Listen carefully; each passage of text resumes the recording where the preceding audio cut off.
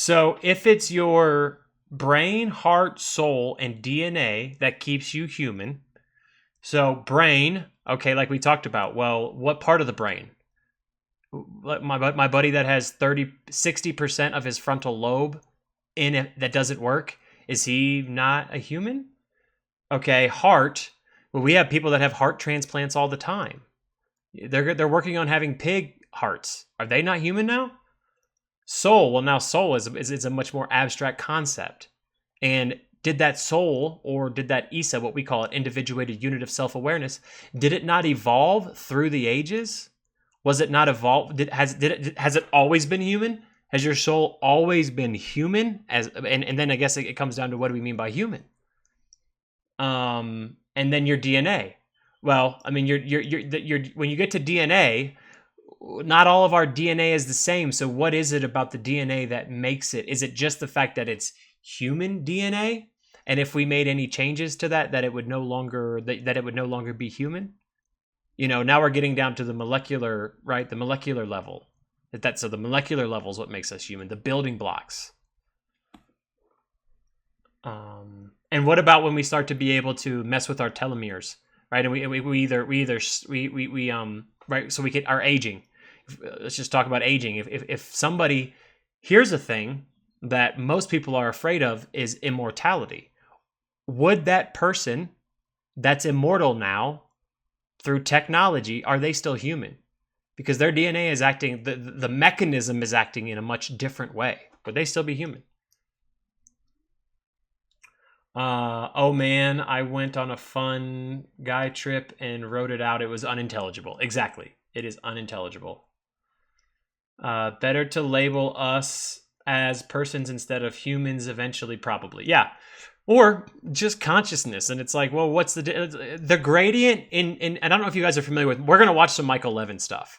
It's not going to be today, but I'm going to do a day where we just watch like Michael Levin and Rupert Sheldrake, and we're talking about the bioelectric field. And I forget what Rupert Sheldrake calls his kind of like field of influence or field of information. Off the top of my head, I just can't remember what it is. But what is it to be even a person? We're going to have this huge array of androids.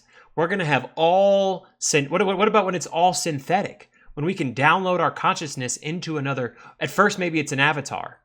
But what if it's when, okay, well now I've replicated, we found a way to replicate consciousness and I can keep it here in some sort of a synthetic body.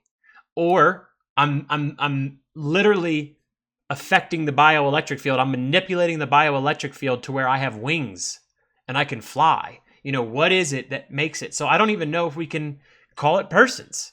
I don't even know. Who knows what it'll be? I think we'll then see the spectrum. And of course there will still be people that will label things.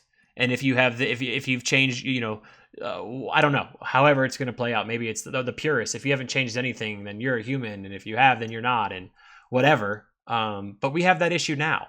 Without all these advancements, we still have that issue. What happens to your heart chakra when you get a new heart? Exactly. But is the organ is just something that represents that energy center, right? The organ is just a representation of that energy center. It's just like a manifestation. It's just like a mechanism. But the question is, when I get somebody else's heart, is part of their chakra or soul now a part of mine? Why is it, and we talk about this in our book, why is it when there's organ transplants that people have different memories? People will have memories of things they don't do. They'll pick up smoking, or vegans will start eating meat and vice versa because of an organ transplant. And then they find out that individual whose organ they had loved chicken nuggets and they were vegan, but now they can't stop craving chicken nuggets. Who are they now? Are they still themselves? What is a self? All right, what is it but a collection of information?